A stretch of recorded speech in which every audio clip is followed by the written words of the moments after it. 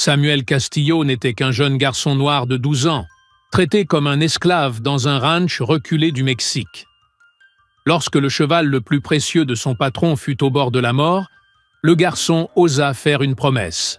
« Je sais comment sauver votre cheval. » Tout le monde se moqua de lui. Mais dans les jours qui suivirent, quelque chose se produisit dans cette étable. Quelque chose que personne n'aurait jamais pu imaginer. Le coq n'avait pas encore chanté que Samuel était déjà debout au ranch de Don Esteban Zaldivar. Ce garçon noir de 12 ans connaissait chaque pierre, chaque arbre, chaque animal de cette propriété située dans l'État de Sonora mieux que quiconque. Il était arrivé là 3 ans plus tôt, après la mort de sa grand-mère Rosa, qu'il avait laissée seule au monde. Don Esteban l'avait recueilli, mais non par bonté de cœur. Il avait besoin de quelqu'un pour effectuer les tâches les plus dures, sans salaire, en échange seulement d'un peu de nourriture et d'un coin pour dormir derrière la cuisine. Ce matin de septembre, Samuel donnait à manger aux poules lorsqu'il entendit des cris provenant de l'étable principale. Il courut voir ce qui se passait et trouva plusieurs hommes rassemblés autour de Tempête, le plus beau pur sang du ranch. Le cheval noir, avec une tache blanche sur le front, était couché, gémissant de douleur. Sa patte arrière droite était enflée et il n'arrivait pas à se relever. « C'est bien dommage, Don Esteban », disait le docteur Mendoza, le vétérinaire du village. « La patte est sérieusement abîmée. L'os est peut-être fracturé. Il n'y a plus rien à faire. » Samuel sentit son cœur se serrer. Tempête avait toujours été spéciale pour lui. À son arrivée au ranch, encore petite et apeurée, c'était le premier animal à s'être approché sans crainte. Depuis, Samuel lui apportait souvent des morceaux de sucre ou des carottes quand il le pouvait. Don Esteban était un homme corpulent, moustachu, au regard froid. Il n'avait jamais adressé un regard bienveillant à Samuel. Il le traitait comme un objet, juste bon à servir. « Combien de temps il lui reste, docteur ?» demanda Don Esteban en allumant son cigare matinal. « 1 semaine tout au plus. Après, la douleur deviendra insupportable. Le mieux serait de l'euthanasier rapidement pour lui éviter de souffrir davantage. »« Très bien, je vais réfléchir. Pour l'instant, laissez-le là. »« Castillo !» cria Don Esteban en regardant Samuel. « Tu vas t'occuper de l'étable aujourd'hui, et je ne veux pas que tu embêtes l'animal, compris ?»« Oui, patron. » répondit Samuel en ravalait les larmes. Les hommes s'éloignèrent, laissant Samuel seul avec Tempête. Le garçon s'approcha lentement et s'agenouilla près du cheval. L'animal leva la tête et le regarda avec ses grands yeux tristes, comme s'il le suppliait de l'aider. « Je sais que tu souffres, mon ami, » murmura Samuel en caressant son encolure. « Mais je ne les laisserai pas te faire du mal. Je vais trouver un moyen de t'aider. » Samuel passa la journée à réfléchir à ce qu'il pouvait faire. Il se souvint des histoires que lui racontait sa grand-mère Rosa, sur la manière dont elle soignait les animaux blessés en Afrique, avant d'être amenée comme esclave au Mexique. Elle connaissait le pouvoir des plantes et savait comment utiliser la nature pour guérir blessures et maladies. En fin d'après-midi, Don Esteban revint à l'étable, accompagné de Guillermo, le contremaître, et de 2 autres ouvriers. Ils discutaient de ce qu'il fallait faire avec Tempête. « Il vaut mieux en finir rapidement, » disait Guillermo. « Un animal blessé, ça ne rapporte rien. »« Tu as raison, » répondit Don Esteban. « J'appellerai le docteur Mendoza dès demain pour l'euthanasier. » La colère montait en Samuel. Il ne pouvait pas rester là à regarder son ami mourir sans rien tenter. Soudain, sans réfléchir aux conséquences, il se leva et parla d'une voix forte. « Patron, je sais comment sauver votre cheval. » Un silence de plomb tomba sur l'étable. Tous les hommes se tournèrent vers Samuel, stupéfaits. Don Esteban faillit s'étouffer avec la fumée de son cigare. « Qu'est-ce que tu viens de dire, gamin ? » « J'ai dit que je savais comment sauver Tempête, patron. Ma grand-mère m'a appris à soigner les animaux blessés. » Les hommes éclatèrent de rire. « Écoutez-moi, ce petit noir !» lança Polo, un des ouvriers. Ils croient en savoir plus que le docteur Mendoza. « Sorcellerie de nègre !» cria Guillermo. « Ces gens-là inventent toujours des trucs bizarres. » Don Esteban s'approcha de Samuel avec un sourire cruel. Une idée sadique venait de germer dans son esprit. C'était l'occasion rêvée de ridiculiser le garçon devant tout le monde et de prouver que les Noirs ne valaient rien d'autre que le travail manuel. « Tu sais quoi, Castillo ?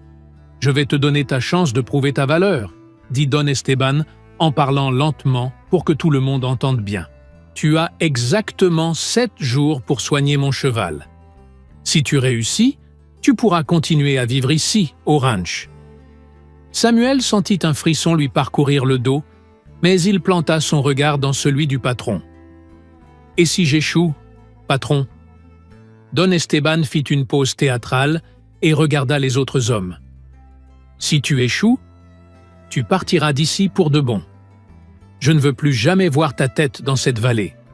Tu te débrouilleras seul dans ce monde, comme un vagabond. » Les ouvriers éclatèrent de rire. Pour eux, ce n'était qu'un jeu cruel. Ils savaient que Samuel n'avait nulle part où aller s'il était chassé du ranch. Samuel regarda Tempête, qui le fixait comme s'il comprenait chaque mot de la conversation. Le cheval semblait l'encourager à accepter le défi. « J'accepte, patron, » dit Samuel d'une voix ferme. « Parfait, » répondit Don Esteban en frappant dans ses mains. « Tout le monde ici est témoin. 7 jours, Castillo, pas un de plus. » Les hommes quittèrent l'étable en lançant des moqueries et en pariant sur combien de temps Samuel tiendrait avant d'abandonner. Le garçon resta seul avec Tempête. Il s'agenouilla à côté du cheval et posa la main sur son front, juste sur la tache blanche. « Nous sommes seuls contre le monde maintenant, mon ami. Mais je te promets que je ferai tout ce qui est en mon pouvoir pour te sauver. Ma grand-mère disait toujours que les animaux sentent quand on tient vraiment à eux. Et moi, je tiens à toi, Tempête, plus que tout. » Le cheval poussa un léger hennissement et posa doucement son museau sur la main de Samuel. À cet instant précis, le garçon sut qu'il avait pris la bonne décision, même si cela devait lui coûter le seul foyer qu'il ait jamais connu. Samuel ne ferma pas l'œil de toute la nuit. Il resta assis près de Tempête, écoutant la respiration lourde de l'animal et repensant à tout ce que sa grand-mère Rosa lui avait appris. Elle disait toujours que les plantes étaient les remèdes que Dieu avait laissés sur terre pour ceux qui savaient les utiliser avec sagesse et amour.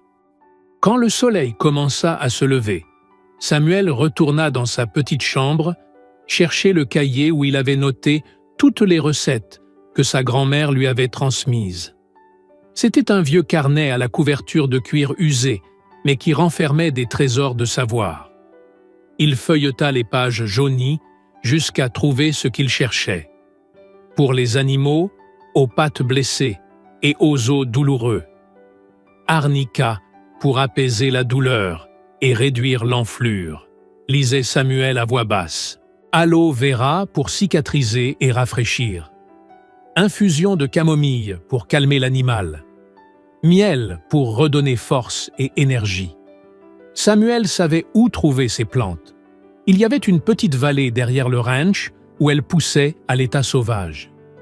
Il partit de bonne heure, avant que les autres ne se lèvent, pour aller cueillir ce dont il avait besoin. Quand il revint, les bras pleins de plantes, Guillermo était déjà réveillé et le vit arriver. « Regardez-moi ça !» cria le contremaître aux autres ouvriers qui prenaient leur café. « Le petit sorcier va chercher ses potions magiques. Il va sûrement faire une danse autour du cheval », lança Polo, déclenchant des éclats de rire.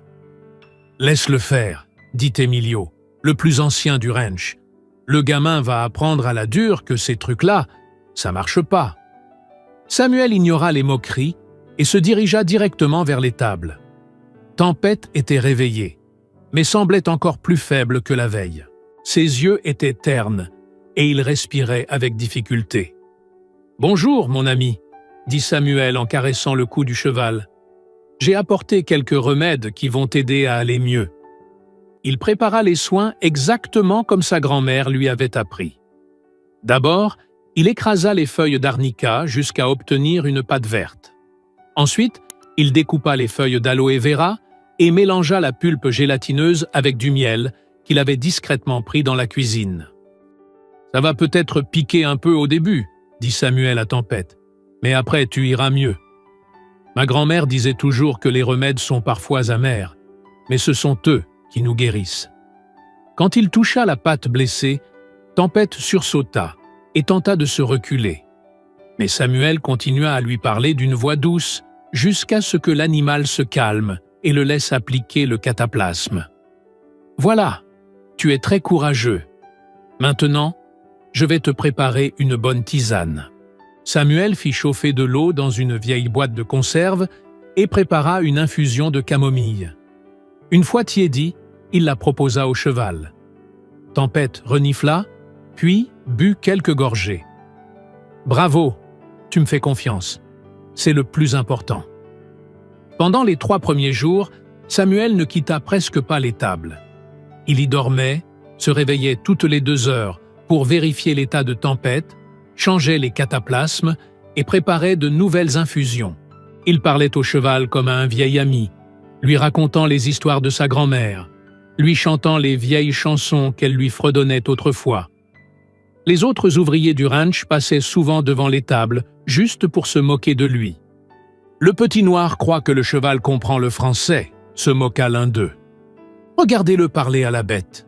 Il doit faire de la magie noire. Don Esteban devrait le virer tout de suite, avant qu'il ne porte malheur au ranch. » Mais Samuel ne prêtait pas attention aux insultes. Toute son énergie était concentrée sur Tempête. Il observait de petits progrès chaque jour. La respiration devenait plus régulière. Les yeux de l'animal retrouvaient un peu d'éclat et il montrait plus d'intérêt pour la nourriture. Le 4e jour, quelque chose se produisit qui fit bondir le cœur de Samuel de joie. Tempête réussit à se lever tout seul. Cela prit quelques minutes. Il vacilla un peu, mais il parvint à tenir debout. « Tu l'as fait, mon ami !»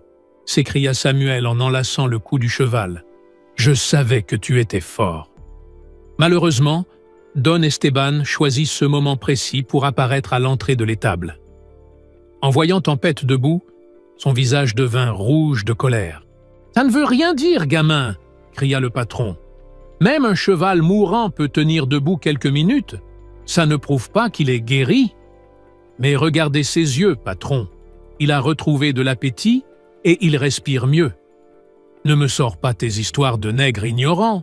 Tu as encore 3 jours et je te garantis que ce cheval ne marchera plus jamais correctement. » Don Esteban sortit de l'étable à grands pas. Mais Samuel remarqua quelque chose de différent dans son regard. Pour la première fois, il y avait une lueur d'inquiétude dans ses petits yeux cruels. Peut-être que Don Esteban commençait à redouter de perdre son pari. Le 5e jour, Tempête fit ses premiers pas. Des pas lents, prudents, mais il réussit à marcher sur quelques mètres à l'intérieur de l'étable.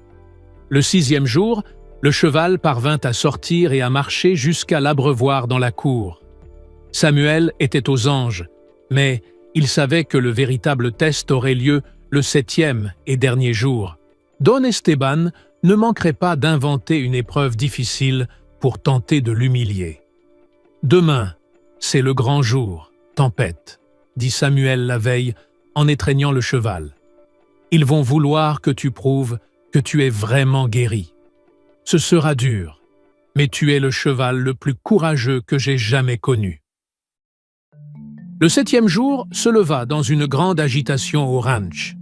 Don Esteban s'était réveillé de bonne heure et aboyait des ordres dans tous les sens. Il avait décidé d'emmener Tempête à la foire de San Bartolo, qui se tenait tous les dimanches sur la place principale de la ville. Il voulait que toute la région voie à quel point le cheval était devenu inutile et comment Samuel avait échoué dans sa promesse. « Aujourd'hui, tout le monde va voir que tu n'es qu'un gamin rêveur rempli d'idées de noir, » dit Don Esteban à Samuel pendant qu'on préparait Tempête pour le voyage. « Je vais montrer à toute la ville que ce cheval ne vaut même pas une charrette à ordures. » La foire de San Bartolo était l'événement le plus attendu de la semaine dans la région. Les éleveurs venaient de loin pour acheter et vendre des animaux. Les marchands installaient leurs stands de nourriture et d'artisanat.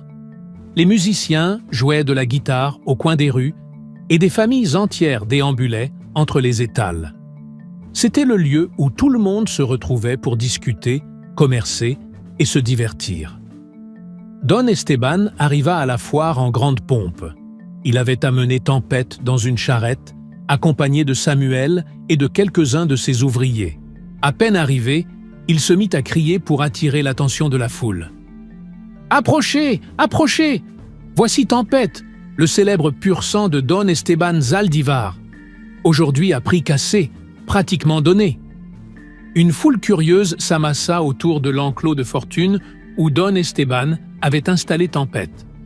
Le cheval était visiblement en meilleur état qu'une semaine auparavant, mais il boitait encore légèrement de la patte arrière droite. « Don Esteban, c'est quoi cette histoire ?» demanda son compadre Martinez, un éleveur de la région. « Pourquoi tu vends ton meilleur cheval ?»« Parce qu'il est fichu, Martinez. Regardez bien, il boite. Il ne vaut plus rien, à part pour tirer des charges ou pour ceux qui n'ont pas les moyens d'acheter un vrai cheval. » Les gens éclatèrent de rire et lancèrent des remarques moqueuses. Samuel se tenait debout à côté de l'enclos, ressentant chaque mot comme un coup de poignard. Il voyait son ami être humilié devant des centaines de personnes, impuissant. « Qui m'en donne 50 pesos pour ce cheval ?» cria Don Esteban. « 50 pesos pour un cheval boiteux ?» s'esclaffa un des acheteurs. « Vous avez perdu la tête, Don Esteban. Bon, alors 30 pesos, c'est une affaire. »« Même pour 10 pesos, j'en voudrais pas, » lança un autre homme. Samuel sentait des larmes de rage et de tristesse lui monter aux yeux. Mais soudain, un homme apparut dans la foule, et le sang du garçon se glaça. C'était Ramon Vasquez, connu dans toute la région pour acheter des animaux vieux ou blessés pour les utiliser dans des paris cruels.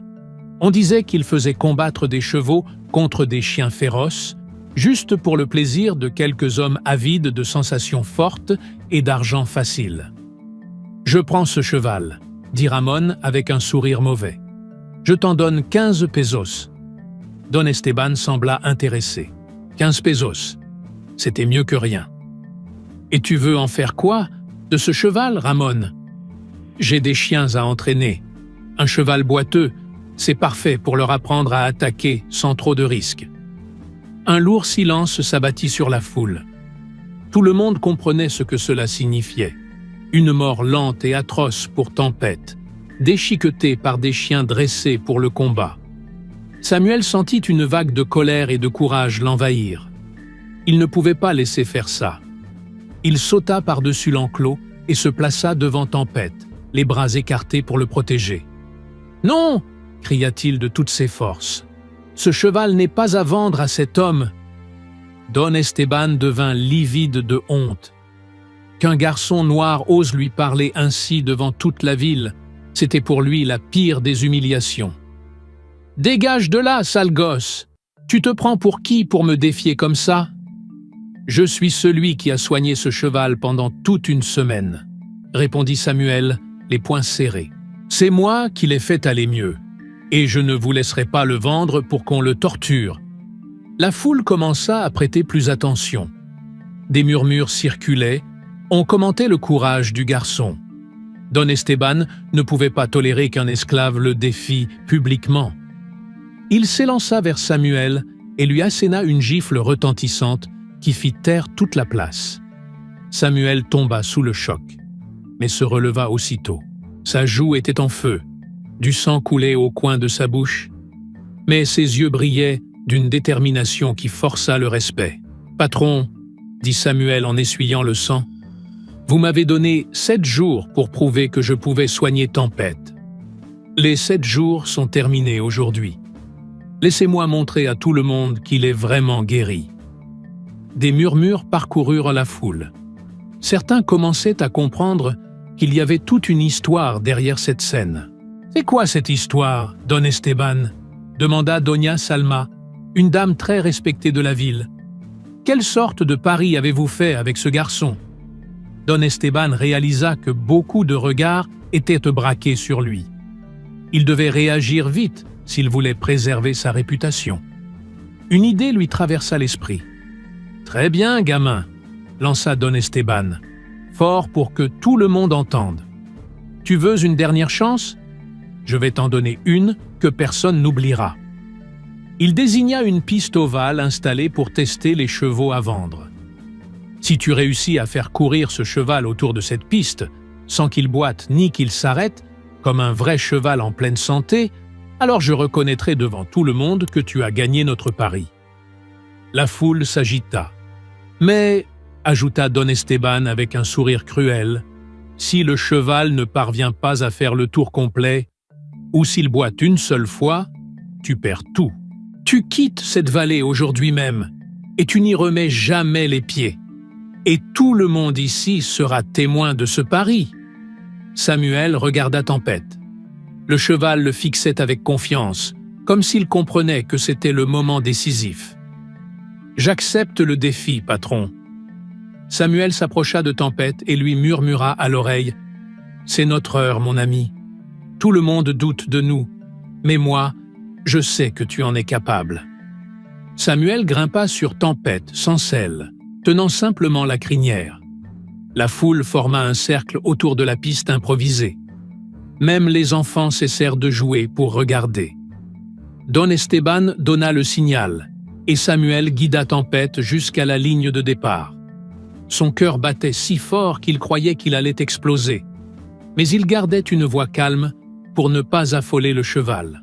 « Tranquille, mon ami, on y va doucement. » La foule de la foire de San Bartolo était complètement silencieuse. Don Esteban ne pouvait supporter l'idée de perdre ce pari en public. Sa réputation d'homme puissant était en jeu. Si un gamin noir parvenait à l'humilier devant toute la ville, il perdrait le respect qu'il avait mis des années à construire. C'est pourquoi il avait échafaudé un plan sournois avec Guillermo et ses ouvriers. « Souvenez-vous de ce qu'on a dit », murmura Don Esteban à Guillermo. « À mi-parcours, vous faites ce qu'on a prévu. » Guillermo hocha la tête, tenant un fouet épais caché dans son dos. Samuel inspira profondément et caressa l'encolure de Tempête. Le cheval était nerveux sous les regards de la foule, mais il faisait confiance à l'enfant. « C'est notre moment, mon ami, » murmura Samuel. « On va leur montrer qu'on est plus fort qu'ils ne l'imaginent. » Don Esteban leva la main et cria « Vous pouvez commencer !» Samuel pressa doucement les flancs de Tempête avec les jambes, et le cheval se mit en marche. Les premiers pas furent prudents, mais sûrs. La foule suivait chaque mouvement dans un silence total. « Très bien, Tempête, tu t'en sors à merveille. Maintenant, accélérons un peu. » Le cheval passa au trot, puis à un galop fluide. Sa patte arrière droite restait sensible, mais supportait le poids sans boiter visiblement. Samuel souriait, porté par la force et la confiance de son compagnon. Mais à mi-parcours, comme Don Esteban l'avait prévu, Guillermo surgit sur le côté et fit claquer son fouet violemment près de la tête de Tempête. Le bruit du fouet fendant l'air terrifia le cheval. Tempête s'arrêta net, manquant de désarçonner Samuel. L'animal tremblait de peur, hanté par de vieux souvenirs de coups. La foule réagit aussitôt, scandalisée. « C'est de la triche! Laissez courir le garçon en paix !» Quelle honte, Don Esteban! Mais Don Esteban, sourd aux protestations, hurla à Guillermo. « Continue! Ne t'arrête pas !» Guillermo obéit et continua à faire claquer le fouet tout près de Tempête. Le cheval, terrorisé, ne parvenait plus à avancer. Samuel tentait de le calmer, mais le vacarme le plongeait dans une panique totale. Alors, Samuel prit la décision la plus courageuse de sa vie. Il descendit de Tempête et se posta entre Guillermo et le cheval, protégeant l'animal de son propre corps. « Si vous voulez faire du mal à Tempête, » cria-t-il en fixant Don Esteban droit dans les yeux, « il faudra me passer dessus d'abord. » Guillermo hésita un instant, le fouet levé. La foule éclata en cris d'indignation. « Ne frappez pas le garçon. Ce n'est qu'un enfant. C'est de la lâcheté, Don Esteban. Laissez-le finir l'épreuve. » Emilio, le plus vieux des ouvriers du ranch, n'en pouvait plus. Il s'avança et attrapa le bras de Guillermo. « Ça suffit, Guillermo, tu vas trop loin. » D'autres hommes s'approchèrent, clairement du côté de Samuel. Don Esteban comprit alors que la situation lui échappait complètement. Profitant de ce moment, Samuel remonta sur Tempête. Cette fois, il ne saisit pas la crinière. Il posa simplement une main sur l'encolure du cheval et lui parla d'une voix douce, presque chantante. « Calme-toi, mon ami. Oublie tout ce vacarme. Oublie les cris, les gens. N'écoute que ma voix. Fais-moi confiance, comme tu l'as toujours fait cette semaine. » Et ce fut alors qu'un miracle se produisit. Tempête cessa de trembler, releva la tête fièrement et recommença à avancer. Mais il ne marchait plus. Il courait, avec grâce, avec force, comme un cheval en parfaite santé. « C'est ça, mon ami, tu es le cheval le plus courageux du monde. » Samuel et Tempête galopaient à l'unisson, comme s'ils ne formaient qu'un. Le garçon n'avait pas besoin de tirer sur les rênes, ni de serrer les jambes. Le cheval répondait à la seule voix de Samuel, portée par l'amour et la confiance entre eux. Lorsqu'ils franchirent la ligne d'arrivée, la foire tout entière éclata en applaudissements, cris et sifflements d'admiration. Des chapeaux volaient en l'air, des femmes pleuraient d'émotion, des hommes battaient des mains à en avoir mal. Il a réussi. Ce garçon a accompli l'impossible. C'est magnifique. Bravo, Samuel, bravo! Samuel descendit de Tempête et l'enlaça en pleurant de joie. Le cheval posa sa tête contre l'épaule du garçon, comme s'il partageait lui aussi l'émotion du moment. Don Esteban était livide, aussi pâle qu'un fantôme. Son visage, rouge d'humiliation, trahissait sa colère. Il venait de perdre son pari, devant des centaines de témoins, dont les éleveurs les plus influents de la région. « Très bien, gamin !» grogna-t-il entre ses dents serrées. « Tu as gagné. Le cheval est à toi. » Les applaudissements redoublèrent. Des gens vinrent féliciter Samuel, caresser Tempête, le féliciter. « Tu nous as donné une belle leçon aujourd'hui, garçon », dit Don Aurelio, un éleveur respecté. « Tu as montré que peu importe la couleur de la peau ou d'où l'on vient, ce qui compte, c'est la grandeur du cœur et la force de la volonté. Ce petit a plus de courage que bien des hommes, » ajouta Doña Salma en essuyant ses larmes. Samuel regarda Don Esteban, qui baissait les yeux, écrasé par la honte. Mais le garçon ne ressentait ni colère ni vengeance. Il se sentait simplement en paix. « Merci pour l'opportunité, patron, » dit Samuel sincèrement. « Grâce à vous, j'ai découvert que j'étais capable de bien plus que ce que je croyais. » Don Esteban leva les yeux, surpris. Il ne s'attendait pas à tant de générosité après tout ce qu'il avait tenté contre le garçon. Samuel monta une dernière fois sur Tempête et fit un tour triomphal de la foire. La foule l'acclamait, criait son nom, lançait des fleurs sur son passage. Lorsqu'il s'arrêta au centre de la place, il leva les yeux vers les gens et parla d'une voix forte. « Mes amis, aujourd'hui je n'ai pas seulement sauvé un cheval. J'ai appris que chacun d'entre nous a de la valeur et de la dignité, peu importe ce que les autres disent. J'espère que vous avez compris, vous aussi, que l'amour et le respect peuvent faire des miracles qu'aucune richesse ne peut acheter. » Les applaudissements durèrent de longues minutes. Samuel quitta la foire monté sur Tempête, sous les acclamations et les bénédictions de centaines de personnes. Sa vie ne serait plus jamais la même. Il avait prouvé à lui-même et au monde entier qu'il était bien plus qu'un garçon invisible. Il était Samuel Castillo, le garçon courageux qui avait sauvé Tempête, et ce faisant, avait trouvé sa propre dignité et montré que même les plus humbles peuvent accomplir de grandes choses s'ils y croient. Si cette histoire vous a touché, laissez un like, partagez-la avec quelqu'un qui a besoin de croire en lui-même et dites en commentaire « Que feriez-vous à la place de Samuel ?» Votre participation aide ce message à toucher encore plus de monde. Ensemble, faisons circuler ce message de courage, de dépassement et d'amour.